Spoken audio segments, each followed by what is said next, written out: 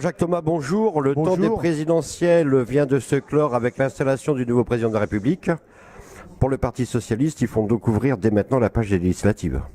Oui, parce que tout simplement, il ne faut pas se tromper de temps, c'est-à-dire que nous savons tous que ce sont d'abord les législatives qui vont déterminer la majorité du président de la République, et non pas le contraire. Et donc c'est à partir d'une union de l'ensemble des forces de progrès sur ce département que nous serons capables de donner à la France, mais également au département, une majorité de progrès, une majorité qui va évidemment soutenir les sortants. Je pense à Marie-Françoise Bechtel, je pense évidemment à Jean-Louis Bricout, mais également aux jeunes candidats qui est Karl Pincherel, associé à Anne Ferreira. Je pense également à Fawaz Karimé, associé à Thomas Hennequin. Et puis nous avons un accord, j'allais dire historique, puisqu'il a vécu depuis de nombreuses élections régionales, départementales, nationales et aujourd'hui législatives avec le PRG.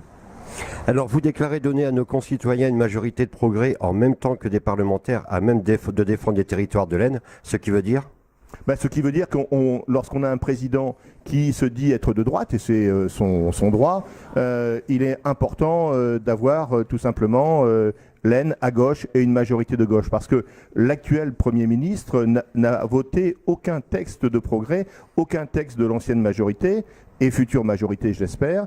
Et donc, aujourd'hui, nous avons besoin d'élus responsables qui défendent leur territoire, pas d'élus hors sol. Et ce n'est pas la même chose de créer 60 000 postes d'enseignants que d'en supprimer 80 000. Je crois que nos concitoyens ne doivent pas avoir la mémoire courte.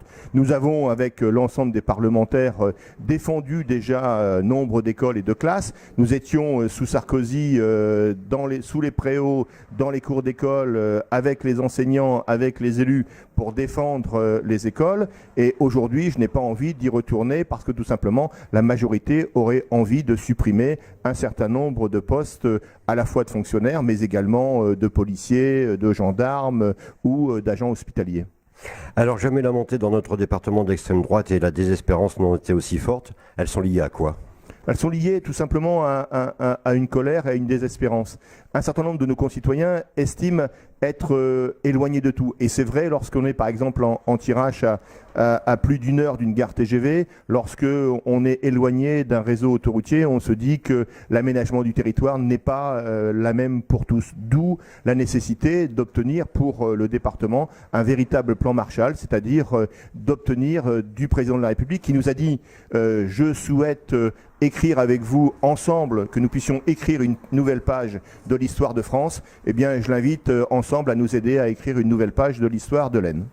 Alors justement, vous réclamez un plan Marshall pour l'Aisne avec des infrastructures et des moyens dignes du XXIe siècle. Oui, parce que c'est évidemment, vous avez dans certaines parties de la région des concitoyens qui réclament la carte orange. Nous, on réclame des trains. Donc ce n'est pas tout à fait la même chose.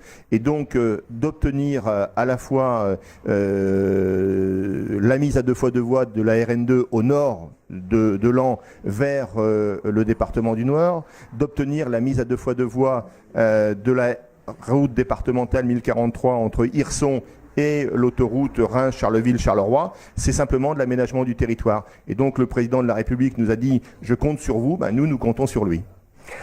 Pour vous, l'unité à gauche demeure une obligation ? C'est aussi une obligation et c'est une culture. Et quand on regarde aujourd'hui celles et ceux qui sont rassemblés autour de cette majorité de progrès pour le département de l'Aisne, on a effectivement une diversité. Et elle est bénéfique. On a avec Marie-Françoise Bechtel une vision de l'Europe qui diffère de la mienne, par exemple. Mais on est capable de se retrouver sans aucune difficulté parce qu'on a tous envie d'une autre Europe, peut-être plus radicale, mais en tout cas de travailler dans le même sens. Et c'est ce qui fait la richesse, c'est la diversité. Et je terminerai aussi parce que on appartient tous à des mouvements politiques ou des formations IDG avec Bernard Bronchin qui est avec Marie-Françoise Bechtel, un suppléant, je peux parler de l'actuel président de la communauté d'agglomération. Eh bien, on voit que lui aussi s'est engagé sur un certain nombre d'opérations qui visent également sur son territoire à rassembler l'ensemble de la gauche et nos concitoyens. Je le dis, tous ceux et toutes celles et notamment je pense à Europe Écologie Les Verts, qui auront tendance à vouloir jouer une carte personnelle, je pense que les électeurs ne vont pas leur pardonner et risquent même de les sanctionner. Alors justement, vous regrettez qu'il n'y ait pas eu d'accord avec Europe Écologie Les Verts et notamment avec Brigitte Fournier-Turquin.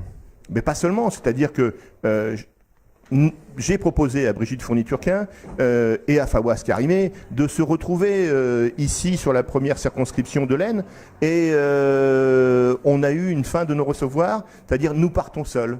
Et partir seul, c'est partir à l'aventure et c'est aussi prendre le risque de se retrouver seul, mais également de faire la courte échelle au Front National. Ma dernière question, Jean-Jacques Toba, quel serait votre message pour les actionner? Réfléchissez. Vous avez à la fois un renouvellement qui existe au travers des candidats qui sont présentés. Vous avez des candidats sortants qui s'appuient sur un bilan et c'est ce que l'on doit faire. On ne gagne jamais sur un bilan, mais on gagne sur un programme. Et ce programme, il a un nom, c'est-à-dire le progrès et l'unité. Merci Jean-Jacques Thomas.